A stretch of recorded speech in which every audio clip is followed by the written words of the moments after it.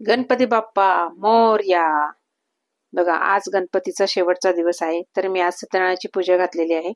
तर त्याचाच आज आपण मस्तपैकी एकदम छान असा प्रसाद तयार करणार आहे, जो अगदी आपल्या घशाला चिटकणार नाही, काही नाही. जो प्रॉब्लेम येतो आपल्या प्रसादामध्ये की अगदी घशामध्ये चिटकतो किंवा असा एकदमच मोकळा सुटसुटीत होतो. तर चला मग त्याच्यासाठी आपल्याला काही ट्रिक्स वापरायचे आहे, तर मी तुम्हाला इथे सांगते. आता इथे मी 1 वाटी रवा घेतलेला आहे, म्हणजे आधी 1.25 वाटी घेतलेला आहे आणि 1.25 वाटी नंतर मग मी तो मोजून घेतला. तो 1 वाटी माझा तो भरला. तर 1 वाटी रवा घेतला आहे, त्याच मापाने 1 वाटी साखर घेतलेली आहे व 1 वाटी मी तूप घेतलेलं आहे व याच्यानंतर मी 2 वाटी पाणी आणि 1 वाटी दूध घेतलेलं आहे. आता हे आपल्याला 2 वाटी पाणी आणि 1 वाटी दूध हे आपल्याला गॅसवर गरम करून घ्यायचं आहे. आणि इथे मी 1 केळ घेतलेला आहे आणि तुळशीची पानं घेतली आहे, काही ड्रायफ्रुट्स घेतलेले आहे आणि इथं वेलची पूड घेतलेली आहे. तर बघा, आता सगळ्यात आपल्याला हे सगळं एकेका वाटीच्या प्रमाणात घेतलेलं आहे आणि आपल्याला 3 वाटी पाणी घालायचं आहे. तर त्यामध्ये मी 2 वाटी पाणी आणि 1 वाटी दूध घातलेलं आहे. आता हे 3 वाटी मेजरमेंट एकदम परफेक्ट आहे. 1 वाटी दूध आणि 2 वाटी पाणी आहे, त्यामध्येच आपल्याला 1 वाटी साखर यामध्येच घालून घ्यायची आहे बघा. आणि साखर अगदी विरघळवून घ्यायची आहे आणि एकदम मस्तपैकी उकळवून घ्यायचं आहे. हे अशा प्रकारे जर आपण अगदी आपला जो शिजलेला रवा आहे त्यामध्ये जर टाकला ना, तर एकदम आपला मऊ लुसलुशीत आणि एकदम छान असा आपला 3-4 दिवस ठेवला तुम्ही फ्रीजमध्ये तरी अगदी मऊ लुसलुशीत होतो, अगदी कडक होत नाही आपला रवा. आता इथे मी कढई घेतलेली आहे व या कढईमध्ये मी जो 1 वाटी तूप आहे वितळलेलं ते घेतलेलं आहे, पण मी हे पूर्ण न टाकता थोडंसं बाजूला ठेवलेलं आहे. आता इथे पहा, तूप गरम झालेलं आहे. आता इथे मी बारीक रवा घेतलेला आहे. आपल्याला इथे बारीकच रवा घ्यायचा आहे, जाड रवा नाही घ्यायचा आहे. आता हा आपल्याला तुपामध्ये एकदम छान मस्तपैकी असा खमंग भाजून घ्यायचा आहे. तर तुम्ही बघू शकता इथे रव्याने पूर्ण तूप जे आहे शोषून घेतलेलं आहे आणि रवा तुम्हाला इथे कोरडा कोरडा दिसत असेल. पण बघा, पण जसजसा आपला हा रवा एकदम मस्त छान असा भाजत जाईल ना, एकदम आपण छान असं भाजू, तसं आपल्या रव्याला एकदम छान असं मस्तपैकी तूप सुटत जाणार आहे पहा. तर हे आपल्याला लो फ्लेमवरच करायचं आहे. याला वेळ लागतो 10 ते 15 मिनिटं तरी आपल्याला रवा भाजण्यासाठीच लागतो. जर आपण असा रवा जर भाजून घेतला तर एकदम छान मस्तपैकी खमंग आणि खूप चविष्ट असा होतो.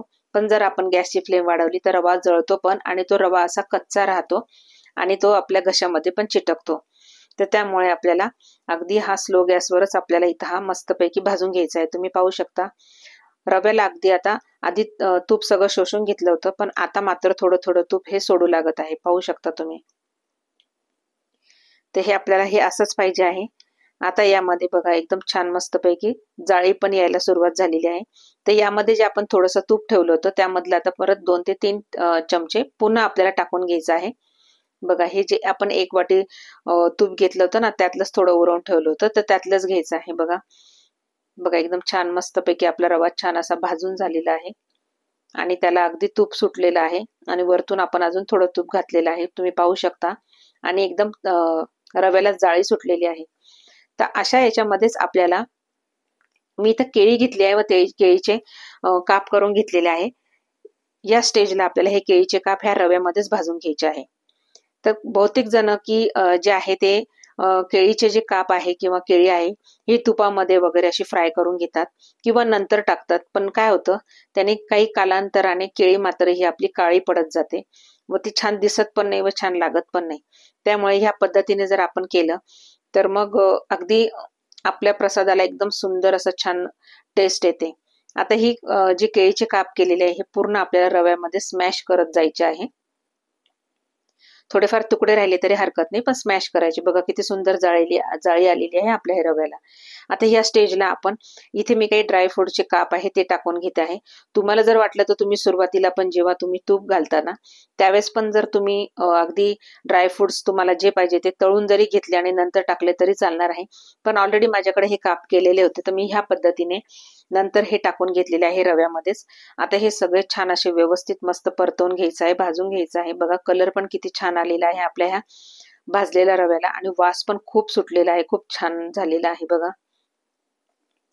तर इथे 15 ते 20 मिनिटं झालेली आहे, तुम्ही पाहू शकता. आता मात्र इथे काळजी घ्यायची आहे, जे दूध आणि पाणी आपण गरम केलेलं आहे साखर घालून ते देखील गरम आहे व रवा देखील गरम आहे, त्याच्यामुळे एकदम सांभाळून आणि हळूच आपल्याला ते टाकायचं आहे, किंवा टाकता क्षणीच ते आपल्या एकदम असं अंगावर उडायची भीती असते, त्याच्यामुळे ते हळूहळूच टाकायचं आहे आणि असं मिक्स करत जायचं आहे पहा.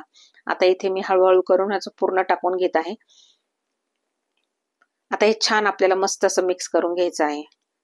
अशी साखर जर आधीच तुम्ही विरघळवून घेतली ना, तर नंतर मात्र ते साखरेची अगदी अगदी साखर नंतर जर टाकली ना, तर साखरेचे कण आणि कण लागतात खाताना.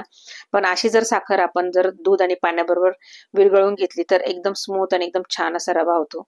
पहा आता इथे मात्र रवा आपल्याला शिजत असताना मात्र त्याचे छिट्टे असे उडत असतात, म्हणून थोडंसं अगदी झाकणी लावून आपल्याला हे सगळं काम करायचं आहे, नाही तर मग ते अंगावर उडतं.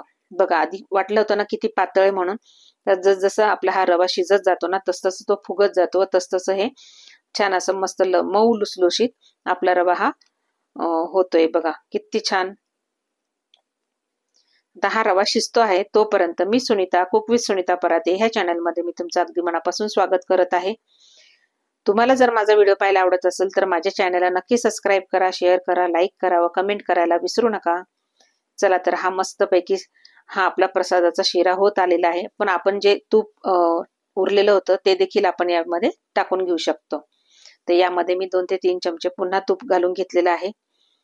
बघा किती सुंदर रवा झालेला आहे. तर आपल्याला एक छान मस्तपैकी वाफ काढून घ्यायची आहे, म्हणजे तो रवा अगदी छान शिजेल. बघा किती सुंदर अगदी मस्त कलर पण आलेला आहे आणि एकदम छान शिजलेला आहे. आता यामध्ये मात्र मी इथे काही मनुके घालणार आहे. बघा सुरुवातीला पण देखील तुम्ही असे मनुके घालून घेतले ना तरी चालणार आहे, पण मी हे वरतूनच घालणार आहे मनुके.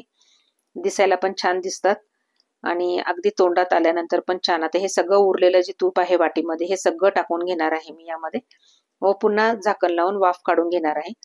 आपल्याला 2-3 मिनिटाची वाफ काढून घ्यायची आहे. बघा किती सुंदर झालंय.